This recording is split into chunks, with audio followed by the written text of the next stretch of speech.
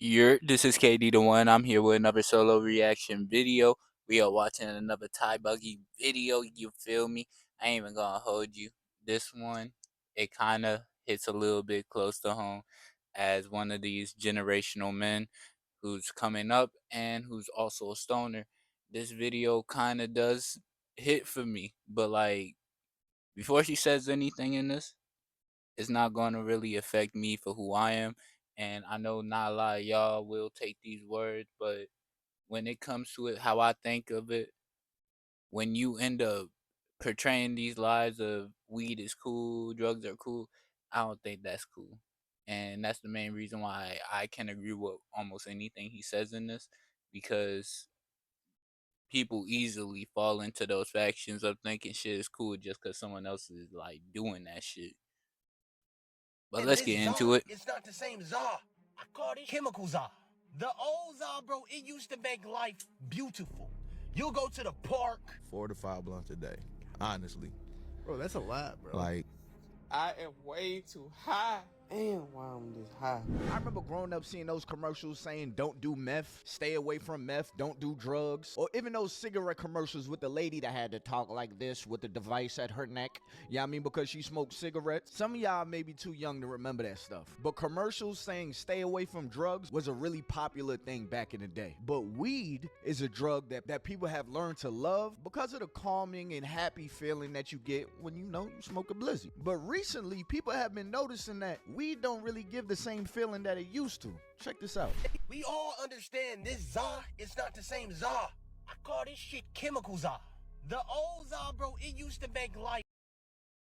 Now, let me be honest. Me personally, I can't really complain about what I got. But the thing is, when you got these quote unquote chemicals, I know exactly what he's talking about. When you sit here and buy za from people you don't know, or you sit here and buy it from an unreliable source, they can easily get from a state that allows them to sell it at a vape store or like some smoke shop, something like that, and then just resell it to you. Put a little regular shit. I'm not trying to like give out game or anything. I'm not trying to ruin anybody's hustle or anything. I'm not even trying to gain anybody's hustle. It's just like when I look at this, I do see it as a serious problem. I don't see it, but like I have heard from other people that they not feeling it like they used to. That they quitting because it don't really hit the same way. Beautiful. You'll go to the park with your partners, spark some za, and damn it, my brother, you're living great. Oh, this new za? Oh, this new za make your ass a different person. You fucked up, you can't think. At least you can't think about shit that's gonna help your ass. You just think about all negative shit. Nigga thoughts beating your ass. It's all negative. You ain't good enough. Yeah. That nigga finna crush you. Hey, bro, it's like you borderline skits, bro. This not no game. I don't know what he's smoking. I ain't even gonna lie. I don't know what the fuck he's smoking. If y'all have like anything like this, let me know down in the comments. I'll let y'all know personally what the fuck to do, because I had never had this. Like I have had like what is that, the paranoia and shit. I have had that feeling where I greened out and all that shit. I had all that, but like when it comes to it, I was also coming up and smoking. Like it's not something that I do every single day. It's not something that I do. It's something when I travel or when I'm in certain places. Like it's not something that I do every day. But when I hit that bit, I hit that bit. Like sometimes I hit that bit while I'm on a video. Sometimes I hit that bit while I'm on a game, and sometimes I just vibe. I think people need to moderate themselves and stop doing what they think other niggas doing. Smoke like 15, 16 blunt. I don't know if I could say that on YouTube, but 15, 16 of that shit, or like 8 gram woods. Like I ain't even gonna lie, we was that way when we was kids, but like now we kind of like conservative with our shit.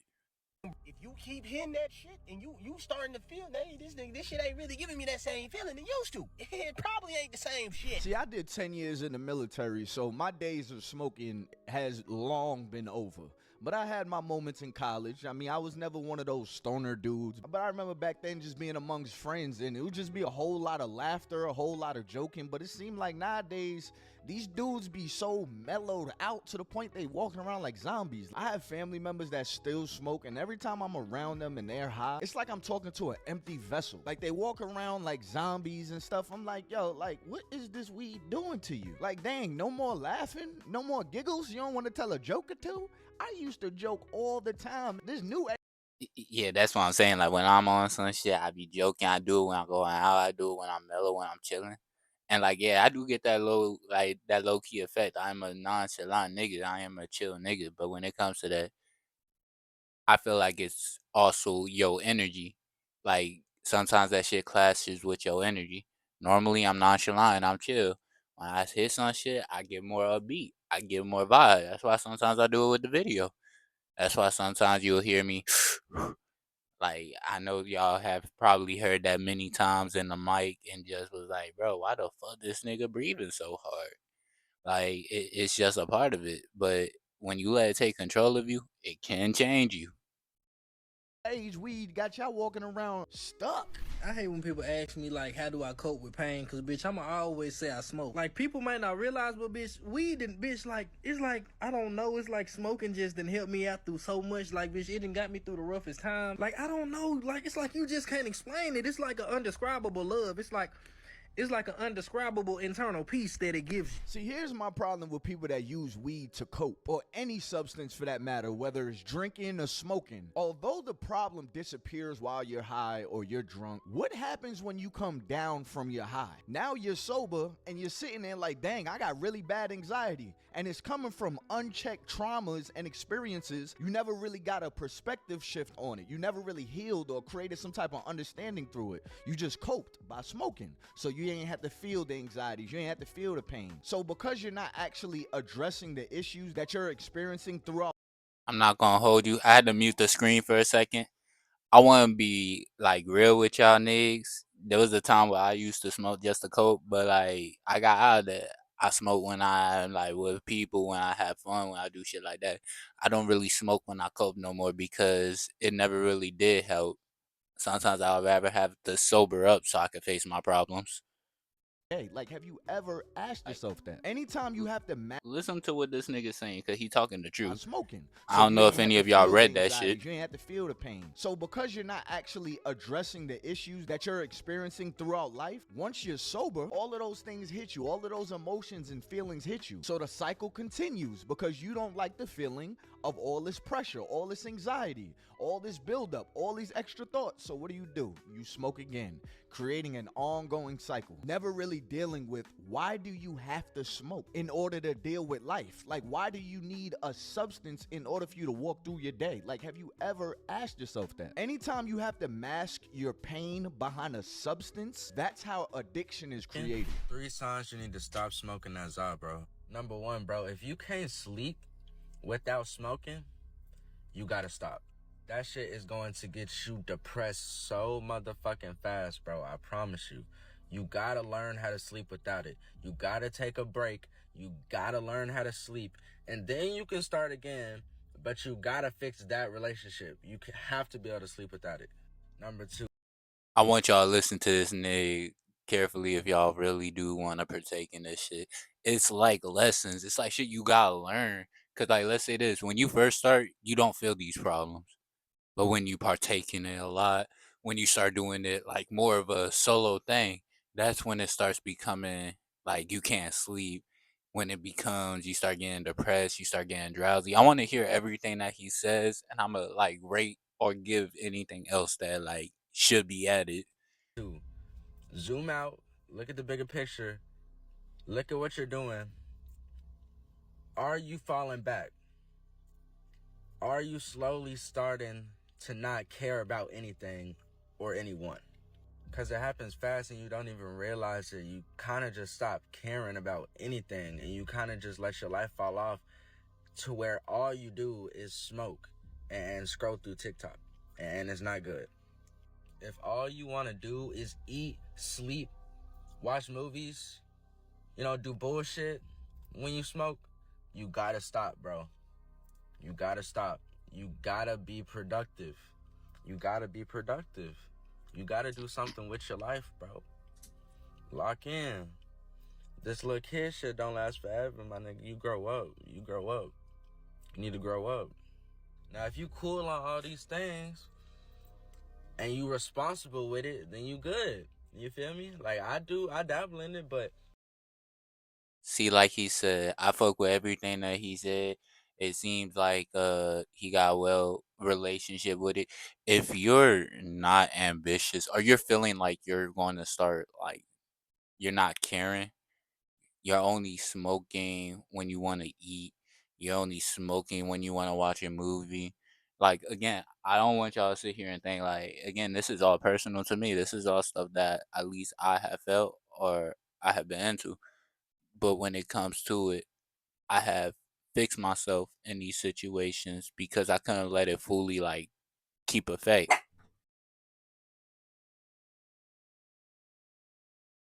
after all the business is taken care of, I can't function off of all that. You feel me? I don't know how y'all do it, but I can't do it. I'm not 100%. The thing is like, if you really wanted to improve your life in today's, you would look at the things you do in your life that you don't like and you know it's not helping you. Then you cut those off. And that right there is the hardest task for 95% of people. Because if you know you shouldn't be smoking and you know smoking weighs on you and you know it makes you super tired, yeah, you can stop for one day, but how about after 7 days? What about 14 days? What about 21 days when the withdrawals start hitting you and you really, really want to smoke? Or what about when your friend asks you, yo, let's smoke? Are you going to say no? Do you know how to say no? So those are like really big decisions that people have to learn how to do. Those self-help books may work for some people. I'm not saying it doesn't, but I also believe there's a common core foundation that every person who really wants to change their life should look at, and that's discipline, learning how to say no, and contributing a lot of their time to doing things that they don't want to do. But y'all do me a favor, smash that like button so the algorithm. I fully agree. Same thing that I was saying last time. I'm sorry I had to cut it off real quick, but when it came to it, the only thing I add to the rules are probably if you're not maintaining your time directly. Like I know that's a part of being active, but like let's say this, if you're only going to work, going to sleep, smoking, waking up, going to work, going to sleep, and that's all you do, you might think that you're doing productive shit and you might think that you're up. But again, you might feel backlash, you might feel stressed, you might feel like you're not even doing nothing. Like, damn. But the same thing that the other dude was doing, like, you need discipline to actually take a chance to like break your relationship with it, or not even just break it, or even teach yourself how to get used to actually maintaining the za and shit. Cause like again, it's not for everybody, and that's the main thing that people don't tell you. The za may be cool, gas may be cool, everybody might be smoking and shit. It's not for everybody. I have cousins that I smoked with my whole life, but then they put down the blunt because it's not really worth. It's not worth it. It's not good for them. They don't like that shit. Could really pick up this video. I want to hit 2,000 likes as a record when you get there. And also, is there something better you could be doing with your money? Like, I have a lot of people that ask me for money, y'all. A lot of people that, yo, I can get $10, yo, I can get $15. There's certain family members, I don't hear from them unless they need some money. You want to know why I don't want to give to those people? Because how are you asking me for $10, but you always have a blunt in your hand? You always have a blunt in your ear. You're always high when I talk to you. How do you have enough money for drugs? Let's call it for what it is, or plant, but you don't have enough money to possibly put gas in your car. If you are buying drugs instead of making sure you have enough food in your refrigerator or making sure you have enough gas in your car to get to work this week, if you rather buy drugs, to me, you're an addict. And now I don't feel bad for you because you have a deeper problem. And me giving you money, I honestly think I'm gonna just feed into your problem. But being high and broke is an oxymoron. You should not be both, because that tells me that you're rewarding yourself for doing no work. So you're chasing a temporary good feeling instead of earning. A easy way to get used to gassing, doing all this shit, the easy way is trying to reward yourself.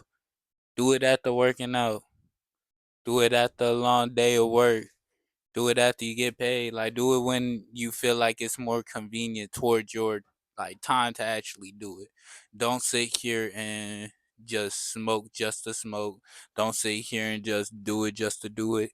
Like again, when you get used to it, when you get your relationship perfect with it, when you start feeling like you can start doing it all the time, that's when you can hit that bit all the time. But until you get money right, until you get time right, until you get motion, until you actually start doing the shit that you're supposed to do, I feel like you shouldn't be doing it.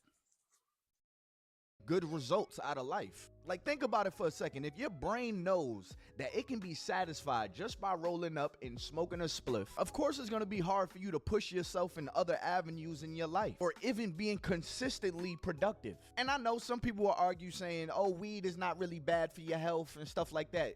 Weed is bad for your dopamine receptors. It's giving you a sense of gratification for something that's not actually bettering you, which is handicapping you from using your dopamine to actually conquer stuff in your life. And while I'm this high, God, I promise you, if you bring me down, I swear I won't smoke again. I don't want to die. I don't want to die. I don't want to die. And Boy, yeah, it might be on that changing. I am way too high. And while I'm this high, God, I promise you, if you bring me down, I swear I won't smoke again.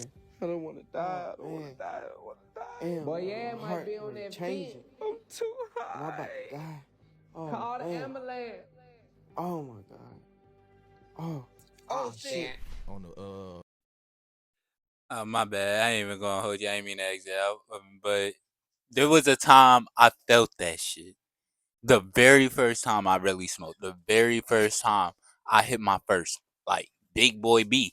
Like, I ain't even gonna hold you. I was sitting there on some shit with my younger cousin. He a year younger than me, so I don't think I'm just indulging to all this. We was hanging out with one of our older cousins, and we went to the park.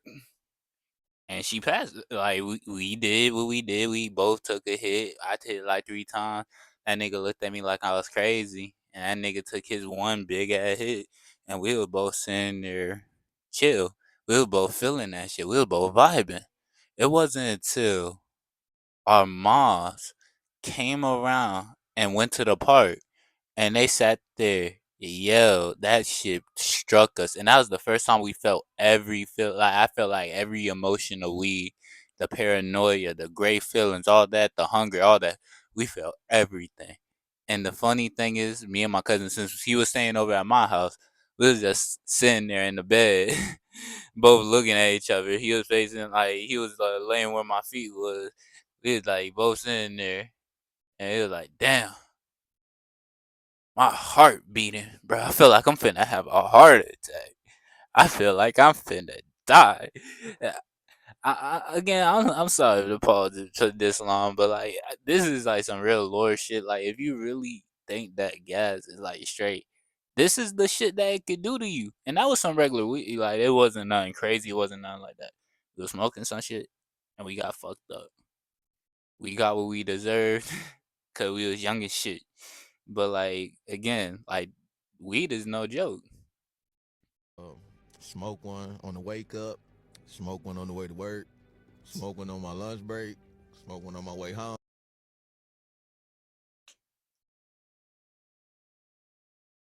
And this Za is not the same Za. Shit. I call it chemical Za.